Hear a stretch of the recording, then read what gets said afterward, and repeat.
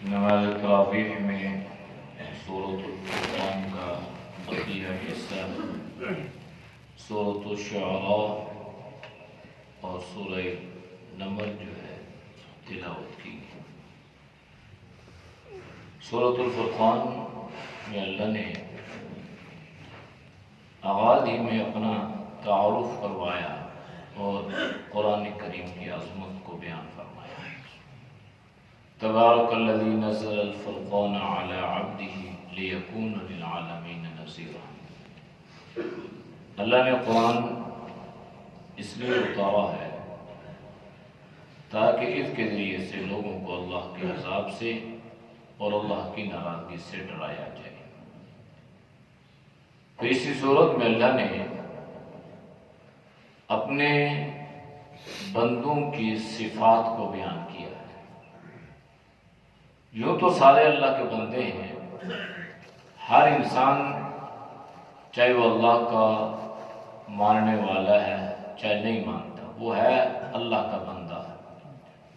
لیکن بعض بندے ایسے ہیں جو اللہ کو بہت محبوب ہیں، بعض بندے ایسے ہیں جن سے اللہ پیار کرتا ہے، بعض بندے ایسے ہیں جن سے اللہ محبت کرتا ہے، بعض بندوں کو اللہ نظر رحمت سے دیکھتا ہے۔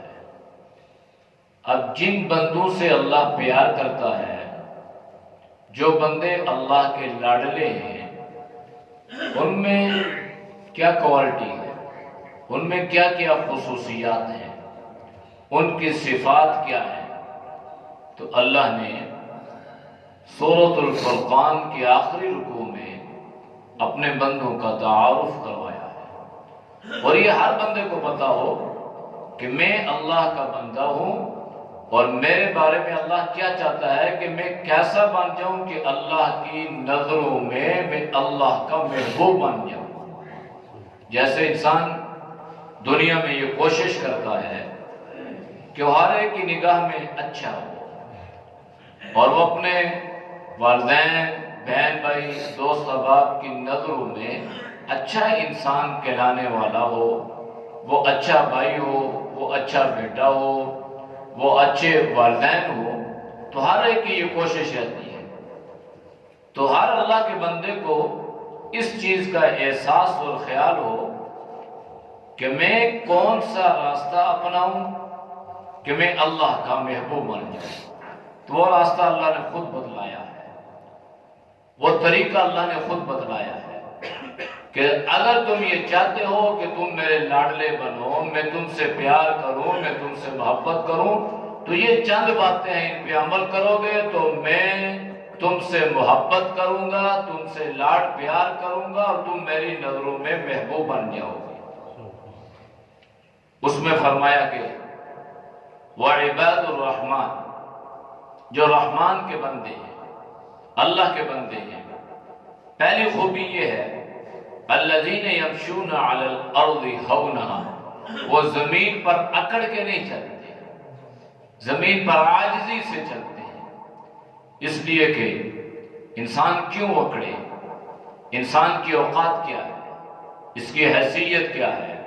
وَلَقَدْ خَلَقْنَا الْإِنسَانَ مِنْ صَلْصَالٍ، انسان کو اللہ نے کس سے پیدا کیا ہے؟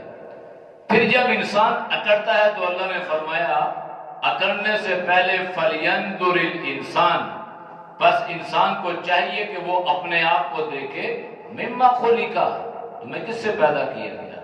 زیادہ اکڑنے والی بات نہیں ہے، اکڑو مت، اکڑ زیب نہیں دیتی۔ إِنَّكَ لَن تَخْرِقَ الْأَرْضَ وَلَن تَبْلُغَ الْجِبَالَ طُولًا، کیا تم اکڑ کے چلو گے ان پہاڑوں کو پھاڑ لو گے، پہاڑوں کی بلندیوں پر چڑھ جاؤ گے، یعنی تمہارے پاس میں کچھ ہے ہی نہیں ہے تو اکڑتے کیوں؟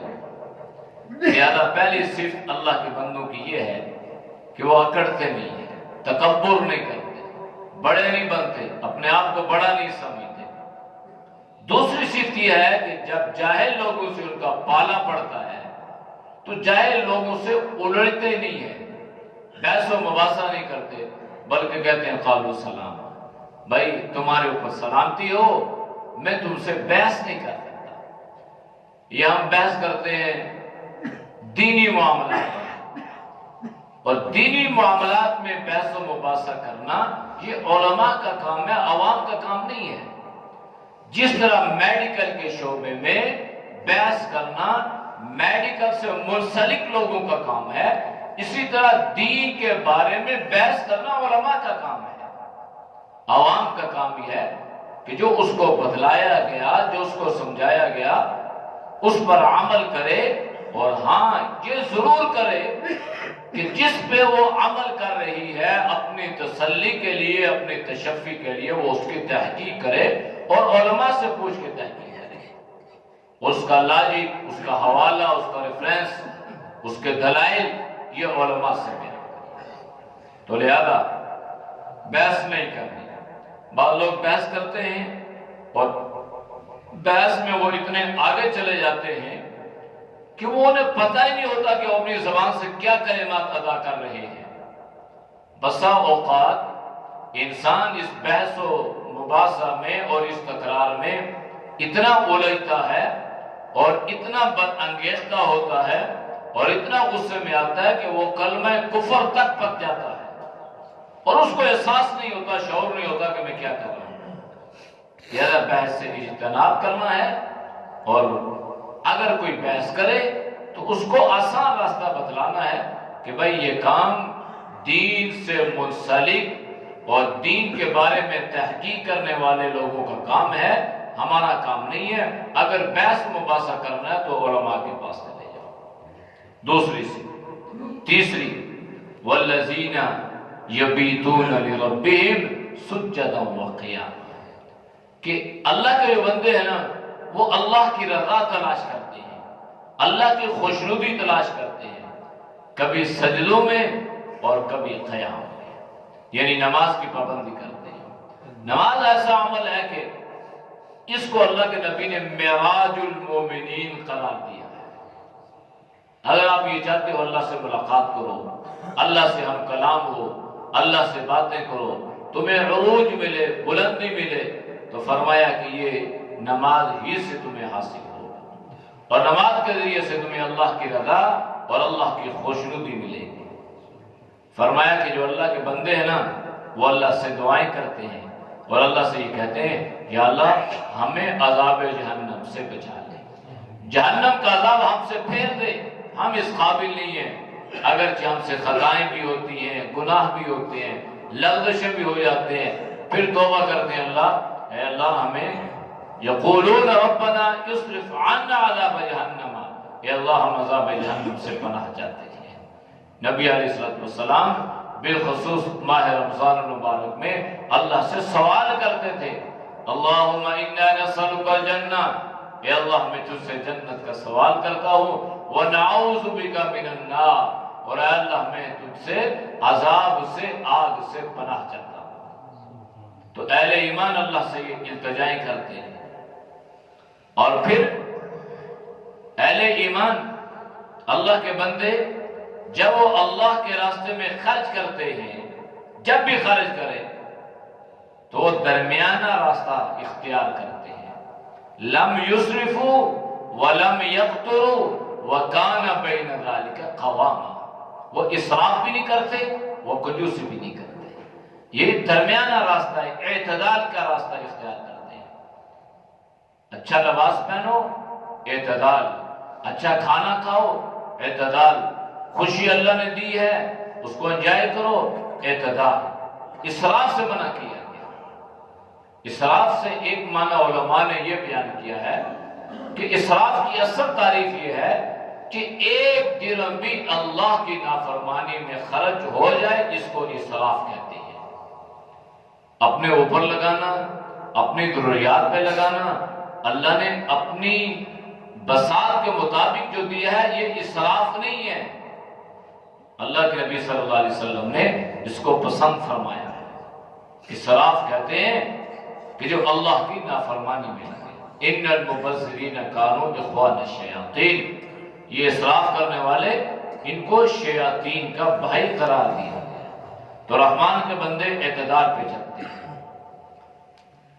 اور رحمان کے بندے یہ ہیں کہ لا یدعون مع اللہ الہا آخر، اللہ کے علاوہ کسی کو پکارتے نہیں، بس جب بھی پکارتے ہیں تو اللہ کو پکارتے ہیں۔ انبیاء علیہ السلام کی تعلیمات پہ عمل کرتے ہیں۔ نبی صلی اللہ علیہ وسلم نے جو ایمان بتلایا، جو عقیدہ بتلایا، جو طریقہ بتلایا، جو راستہ بتلایا، اہل ایمان اللہ کے بندے اسی طریقے کو، اسی راہ کو اختیار کرتے ہیں، اور اللہ کی طرف سے جو ان کو رہنمائی ملی ہے، تو جو توحید کا راستہ ملا ہے، وہ اس پہ عمل کرتے ہیں۔ وَلَا يَقْتُلُونَ النَّفْسَ الَّتِي حَرَّمَ اللَّهُ إِلَّا بِالْحَقِّ، قتل نہیں کرتے۔ قتل انتہائی گھٹیا حرکت ہے، بلکہ اللہ نے انسانیت کی اتنی لاج رکھی ہے کہ ایک انسان کے قتل کو انسانیت کا قتل قرار دیا ہے۔ کوئی آدمی کسی ایک کو قتل کر رہا ہے تو وہ ایک کو نہیں ہے، وہ پورے انسانوں کو قتل کر رہا ہے۔ ہمارے ہاں قانون کی بالادستی نہیں ہے، قانون ہے، بالادستی نہیں ہے، ورنہ مجال کوئی آدمی کسی کو قتل کرے۔ 500 ہزار کے پیچھے پیچھے لوگوں کو قتل کیے جا رہے ہیں، عورتوں کے پیچھے مردوں کو قتل کیا جا رہا ہے، اور ایک نہیں، یہ سلسلہ چل رہا ہے۔ کس کی مسلمان؟ کلمہ کو مسلمان، کلمہ پڑھنے والا تو کسی کے قتل کا سوچ ہی نہیں سکتا۔ صحابہ جا رہے ہیں، راستے میں منافق ملا، اور اس منافق نے اپنا ایمان ظاہر کیا، اگرچہ وہ اس کے دل میں منافقت تھی، ایمان اس نے لایا نہیں تھا۔ صحابہ کو سلام کیا، لیکن صحابہ سمجھتے تھے کہ یہ منافق ہے، صحابہ نے اس کو قتل کر دیا۔ قرآن کی آیت اتری، اور قرآن کی آیت میں ان کو منع کیا گیا کہ ایسا دوبارہ نہیں کرنا، کہ جس آدمی نے آپ کو سلام کیا اور آپ نے اس کو قتل کر دیا اور آپ نے یہ سمجھا کہ یہ مومن نہیں ہے، تو قتل سے اللہ نے منع فرمایا۔ ناحق قتل انتہائی گھٹیا گناؤنا حرکت ہے، انسانیت کا قتل ہے۔ اپنے انا کا مسئلہ بنا کے انسانیت کے ادب و احترام کو پامال کرنا، یہ انسانیت نہیں ہے، یہ درندگی ہے، یہ حیوانیت ہے۔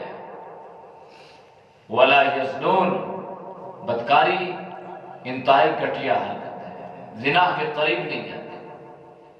ایک شخص نبی علیہ السلام کی خدمت میں پوچھا، اللہ کے نبی، وہ زمانے جاہلیت کے سارے گناہ تھے، تو اب سارے گناہوں کو یکدم چھوڑنا مشکل ہے، اور چھوڑنے والوں نے چھوڑا بھی، لیکن بعضوں کے لیے مشکلات تھی۔ تو فرمایا اللہ کے نبی، میرا جی یہ چاہتا ہے۔ تو اللہ کے نبی نے غصے میں نہیں آئے، بڑے پیار سے سمجھایا کہ بھائی دیکھو، تم ایسی گھٹیا حرکت کس کے ساتھ کرو گے؟ کسی کی ماں، بہن، بیٹی؟ تو فرمایا کہ اگر کوئی یہی حرکت تمہاری ان رشتہ داروں سے کرے تو کیا تم برداشت کر لو گے؟ فرمانے لگا، یا رسول اللہ ایسا تو نہیں، میں تو نہیں برداشت کروں گا۔ تو اللہ کے نبی نے فرمایا کہ اگر اپنے بارے میں غیرت مند بنتے ہو تو پھر ان کے بارے میں بھی غیرت کا مظاہرہ کرو، ان کو بھی مقام اور مرتبہ دو، وہ بھی کسی کی بہن، کسی کی بیٹی، کسی کی ماں۔ صحابی کو بات سمجھ میں آئی، پکی توبہ فرمائی اور فرمایا کہ کبھی اس نظروں سے کسی کو دیکھا بھی نہیں ہے۔ پھر آپ صلی اللہ علیہ وسلم کی تربیت کا اثر یہ ہوا کہ جنگ قادسیہ میں ان لوگوں نے یہ چال چلی کہ آپ کی اور روم کی خوبصورت ترین لڑکیوں کو لا کے صحابہ کرام رضوان اللہ علیہم اجمعین کے راستے میں کھڑا کر دیا، اور ان کی نیت یہ تھی کہ یہ اس طرح مائل ہوں گے اور فتنے میں مبتلا ہو جائیں گے، اور جب یہ فتنے میں مبتلا ہوں گے تو اللہ کی مدد اور نصرت سے محروم ہو جائیں گے۔ اب یہ صحابہ کا لشکر گزر گیا، اور واللہ کے صحابہ کو اس بات کا احساس بھی نہیں ہوا کہ ہمارے راستے میں اس قسم کی عورتیں کھڑی تھی اور ہمیں گناہ کی دعوت دے رہی تھی، ان کو احساس تک نہیں ہوا۔ اس طرح نظریں جھکائی اور اس طرح ذکر فکر کرتے ہوئے وہ راستے سے گزر گئے۔ تو یہ آپ صلی اللہ علیہ وسلم کی تربیت، آپ کے اثر، آپ کے صحبت کہ سوال ہی پیدا نہیں ہوا کہ جو پہلے اجازتیں مانگ رہے تھے، پھر وقت ایسا جو گزرا، صحبت کا اثر جو ہوا، ایمان کی پختگی آئی، دعوت دینے والی دیتی رہی، اور جب ان سے پوچھا گیا تو فرمایا کہ ہم نے کسی ایک کو بھی نہیں دیکھا کہ کسی نے نظر اٹھا کے خدا نخواستہ ہماری طرف بھی دیکھا ہو۔ تو یہ آپ صلی اللہ علیہ وسلم کی صحبت کے اثر ہے۔ پھر فرمایا کہ اگر ان سے تو گناہ ہو جائے تو یہ توبہ کر لیتے ہیں، اور إِلَّا مَنْ تَابَ وَآمَنَ وَعَمِلَ عَمَلًا صَالِحًا۔ جب بھی انسان سے کوئی گناہ ہو جائے نا، مثال کے طور پہ جھوٹ بول لیا، مثال کے طور پہ غیبت کر لی، یہ گناہ چھوٹے تو نہیں ہیں، گناہ کبیرہ ہے، لیکن ہماری نظروں میں یہ چھوٹے ہیں، ہم اس کو گناہ سمجھتے نہیں۔ جھوٹ بول رہے ہیں، مذاق کر رہے ہیں، غیبت کر رہے ہیں، اپنا حق ہے جی، تو یہ گناہ ہے۔ تو اگر اس قسم کے گناہ ہو جائے تو انسان فوراً توبہ کر لے، اور اس کے بعد نیک عمل کرے، اور نیک عمل میں اگر کوئی اور عمل اس کو میسر نہیں ہے تو فقہاء نے لکھا ہے کہ وہ کلمہ پڑھ لے، لا الہ الا اللہ محمد رسول اللہ، توبہ کرے، یہ عمل کرے، اللہ اس کے اس گناہ کو مٹا دیتا ہے۔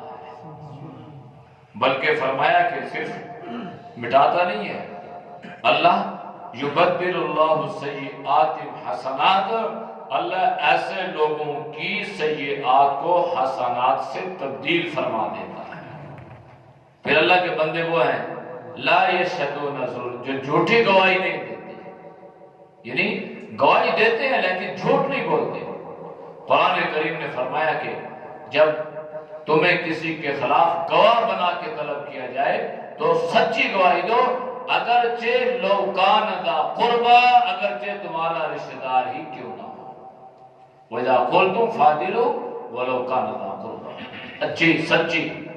یہ ہماری طرح نہیں ہے کہ 500 روپے میں گواہ آ جاتا ہے اور اس سے جس طرح کی گواہی چاہو، جو چاہو اس سے گواہی دینا، جیسے ہماری عدالتی نظام ہے، اور اس میں ہمارے جو گواہ ہے، جو حالانکہ گواہ کسے کہتے ہیں؟ گواہ اگر شریعت میں یہ کہتا ہے کہ میں نے یہ بات سنی ہے تو اس کی گواہی قابل قبول نہیں ہے۔ گواہ کہتے ہیں یشہد، دیکھنے والا، وہ یہ کہ میں نے اس بات کو اپنی آنکھوں سے دیکھا ہے اور اپنے کانوں سے سنا ہے، تب یہ گواہ ہے۔ جس کو پتہ ہی نہیں ہے، نہ دیکھا، نہ سننا، نہ موجود، نہ تعلق، نہ لنک، وہ گواہوں میں ڈال رہا ہے جی یہ گواہ ہے۔ اس لیے گواہی اسے کہتے ہیں جو آدمی دیکھ۔ یہ چھوٹی چھوٹی باتیں ہیں، ہم اس کی پرواہ نہیں کرتے، لیکن یہ ہمارے لیے آخر میں بڑی بن جائیں گی۔ اس لیے گواہ اس کی دو حق اور سچ کی گواہی دو، اور مضبوطی کے ساتھ کھڑے ہو جاؤ، اس پہ اللہ اجر دے گا، لیکن جھوٹی گواہی کبھی نہیں دے گی۔ وَإِذَا مَرُّوا بِاللَّغْوِ مَرُّوا كِرَامًا، جو اللہ کے بندے ہیں نا، جب بےہودگی اور گندی جگہوں سے گزرتے ہیں، گناہ والی جگہ سے گزرتے ہیں، فرمایا کہ وہاں سے بڑی عزت کے ساتھ، بڑے ادب کے ساتھ، بڑے احترام کے ساتھ وہاں سے گزر جاتے ہیں۔ یہ نہیں ہے کہ ان گناہوں کا یہ بھی شکار ہو جاتے ہیں، اور اس طرف جو ہے یہ بھی للچائی نظروں سے دیکھنا شروع کر دیتے ہیں۔ فرمایا وَإِذَا مَرُّوا بِاللَّغْوِ مَرُّوا كِرَامًا، بڑی بہترین طریقے سے گزرتے ہیں، اور جب ان کے سامنے قرآن کریم کی آیات پڑھی جاتی ہیں، تلاوت کی جاتی ہیں، لَمْ يَخِرُّوا عَلَيْهَا صُمًّا وَعُمْيَانًا، وہ اس پہ بہرے اور گونگے نہیں بن کے بیٹھ جاتے، بلکہ وہ آنکھوں سے کام لیتے ہیں، اپنی سوجھ بوجھ بصیرت کو بروئے کار لاتے ہیں، اور حد الامکان اس پہ عمل کی کوشش کرتے ہیں، اور اللہ سے دعا کرتے ہیں ربنا هب لنا من ازواجنا وذریاتنا، اے اللہ ہماری اولاد بھی اور ہماری بیویاں بھی، یا اللہ قرۃ اعین، وہ ہماری آنکھوں کی ٹھنڈک کا ذریعہ بنا۔ یہ دعا ہے، اولاد نافرمان ہو، بیوی نافرمان ہو تو یہ دعا پڑھو، اللہ اس کو فرما بردار بنا دے گا۔ آپ اللہ سے مانگ رہے ہیں یا اللہ بیوی فرما بردار کر، اور اولاد کو فرما بردار کر، اور آنکھوں کی ٹھنڈک کا ذریعہ بنا، تو یہ دعا پڑھیں گے تو اللہ پاک اس دعا کی برکت سے بیوی کو بھی اور انشاءاللہ اولاد کو بھی نیک اور فرما بردار بنائے گا۔ وَجَعَلْنَا لِلْمُتَّقِينَ إِمَامًا۔ اور انسان ہمیشہ اللہ سے یہ دعا کرے کہ اللہ مجھے جب بھی امام بنا تو نیک اور متقی لوگوں کا امام بنا۔ وَجَعَلْنَا لِلْمُتَّقِينَ إِمَامًا، یہ امامت بھی ہے اور اس سے مراد سرداری بھی ہے، مقتدا بھی ہے کہ نیک لوگوں کا سربراہ بنا، نیک لوگوں کا امام بنا۔ برے لوگوں کا امام بنے گا تو کیا وہ نمازیں پڑھائے گا یا کیا اس کے پیچھے نمازیں پڑھیں گے؟ ادھر نماز پڑھیں گے باہر نکلیں گے، وہ جی آج تو امام نے یہ بات کر دی، وہ امام کدھر گئے؟ وہ قاری کدھر ہے؟ وہ حافظ کدھر ہے؟ وہ پتہ نہیں ملا کدھر ہے؟ اب یہ امام ہے اور اس کے پیچھے لوگ کیا کر رہے ہیں؟ غیبتیں کر رہے ہیں، بہتان لگا رہے ہیں، تانے لگا رہے ہیں، اس کی عزت تک نہیں کرتے۔ کوئی کہہ رہا ہے قاری، حالانکہ اس سے اس کی امام کی عزت میں فرق نہیں پڑے گا، وہ اپنے عزت کو نیچے کر رہے ہیں، جیسے آج کل ہمارے معاشرے میں ہو رہے ہیں۔ اس لیے ہمیشہ اللہ سے دعا کرتے ہیں کہ اللہ جب بھی ہمیں امام بنائے تو ہمیں نیک لوگوں کا امام بنائے، تاکہ امامت بھی ٹھیک رہے اور مقتدی بھی ٹھیک رہے۔ ورنہ مقتدی اپنا کام کرتے ہیں، امام اپنا کام کرتے ہیں۔ اور کبھی کبھی امام جب غصے میں آتا ہے نا تو وہ ان کو نمازیں میں بے وضو پڑھا دیتے ہیں، ایسے لطیفے بھی ملتے ہیں۔ مقتدیوں نے امام کے ساتھ گڑبڑ شروع کر دی، امام نے نماز پڑھائی، امام کہہ رہا ٹھیک ہے انہوں نے میرے ساتھ ایسی زیادتی کی ہے نا تو میں نے بھی کون سا وضو کر کے نمازیں پڑھائی تھی، میں بھی بے وضو پڑھاتا رہا۔ اب نہ امام کی نماز نہ مقتدیوں کی نماز، گناہ امام کے ذمہ ہے، لیکن مقتدیوں نے اس کو اتنا مجبور کیا کہ آخر وہ اس نے یہ حرکت کی۔ اس لیے وَجَعَلْنَا لِلْمُتَّقِينَ إِمَامًا أُولَٰئِكَ يُجْزَوْنَ الْغُرْفَةَ بِمَا صَبَرُوا۔ دنیا میں انہوں نے صبر کیا تو اللہ جنت کے محلات انہیں عطا فرمائے گا، اور وہاں پہ جو ان کا تکیہ کلام ہوگا وہ سلام سلامہ ہوگا، سلام ہی سلام ہوگا، سلامتی ہی سلامتی کی دعائیں ہوں گی، خالدین فیہا، ہمیشہ اس میں رہیں گے، حسنت مستقرا و مقامہ۔ اللہ خود تعریف کر رہا ہے کہ جو ان صفات پہ عمل کر لے گا اللہ اس کو بہترین مقام، مرتبہ اور ٹھکانہ عطا فرمائے گا۔ اللہ ہم سب کو ان صفات پہ عمل کی توفیق